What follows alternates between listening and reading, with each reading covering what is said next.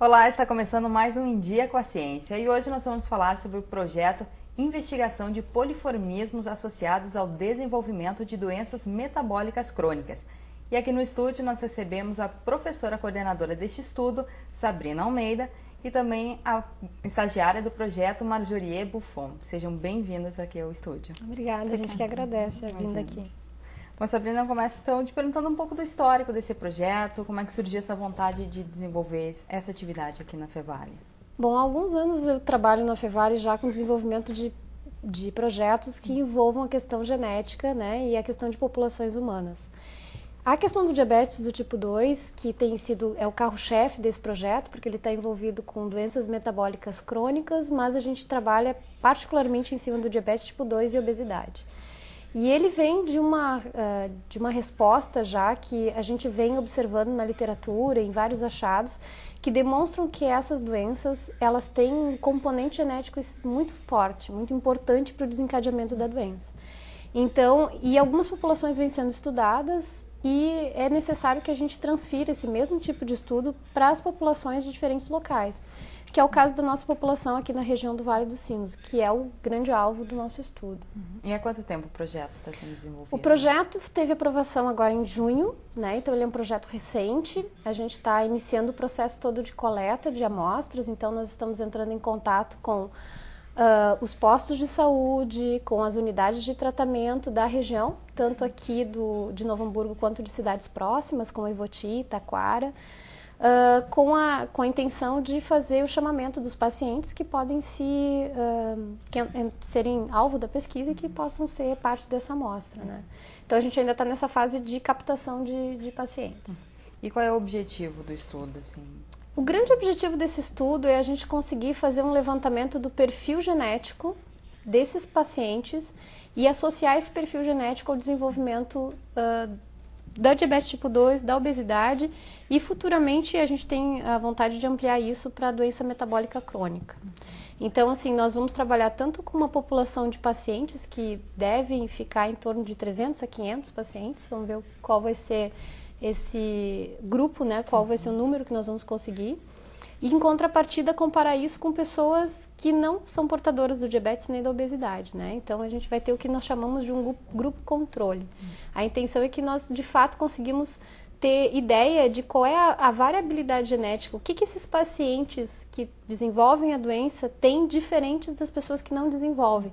Porque a questão do diabetes, assim como outras doenças crônicas, tem questões de comportamento, né? Como o uso do tabagismo, o álcool, o fumo, a alimentação, que são coisas que a gente sabe que vão influenciar.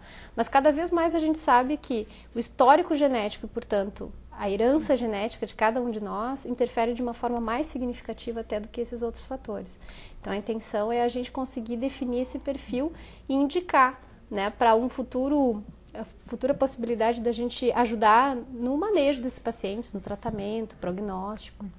E Marjorie, qual é a tua participação dentro deste estudo, também dentro dessa pesquisa? Na verdade, eu iniciei agora como bolsista, né, no projeto. Eu estou recebendo uma bolsa da FAPERGS, né? E junto com outras meninas também nós estamos participando, agora primeiramente nesse momento mais em busca das amostras, né? Desses pacientes que se encaixam nesse perfil de diabetes, né? E seria mais isso.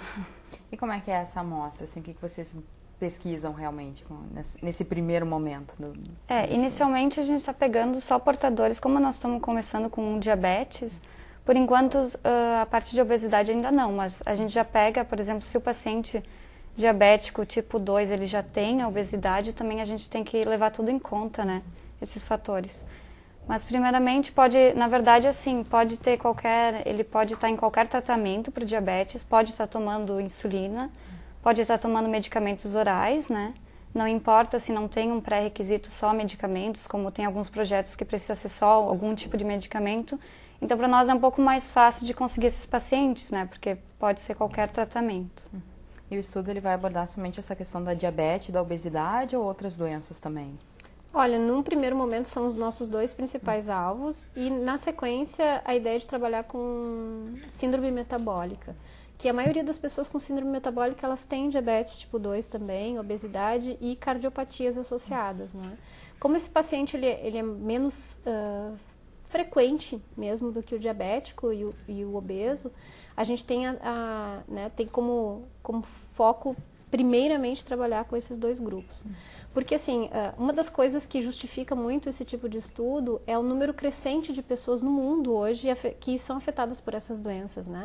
Como são doenças crônicas, elas vão trazendo lesões para o organismo dessas pessoas com o passar dos anos e isso vai ficando de uma forma crônica, né? Por isso que elas recebem o nome de doenças crônicas, porque a ideia é de somar vários efeitos ao longo da vida e isso ter no final, assim, né, efeitos muito significativos para o paciente. Então, assim, existe todo um movimento mundial para que a gente possa entender melhor o desencadeamento dessas doenças, para que a gente possa ter manejos melhores e as pessoas, já que a expectativa de vida é cada vez maior, né, o envelhecimento da população é um fato, que se consiga ter qualidade de vida, né, mesmo depois de muitos anos vivendo com a doença. Então, assim como existe toda uma indústria voltada para a questão dos medicamentos, de insulina, que visa também fazer medicamentos com menos efeitos adversos e maior efetividade, a mesma coisa está no sentido da gente conseguir, a partir do momento que a gente conhece melhor a genética disso,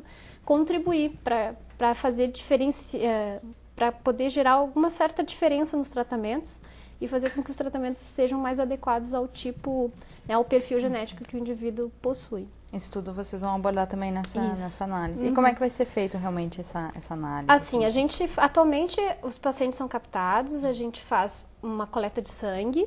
Nessa coleta de sangue a gente verifica os níveis gerais, assim, bioquímicos, que nós chamamos, que é avaliar a glicose, avaliar os níveis de colesterol. A gente faz um exame chamado hemoglobina glicada, que dá a condição, é um dos parâmetros para dar a condição de que realmente essa pessoa que tem diabetes, ela tem dificuldade no processo de metabolização de glicose, né? Essa é uma das principais questões que envolve a pessoa com diabetes. Esses resultados são repassados aos pacientes, né? Então é a contrapartida que a gente dá para eles. E a gente tem parte dessa amostra designada para análise genética.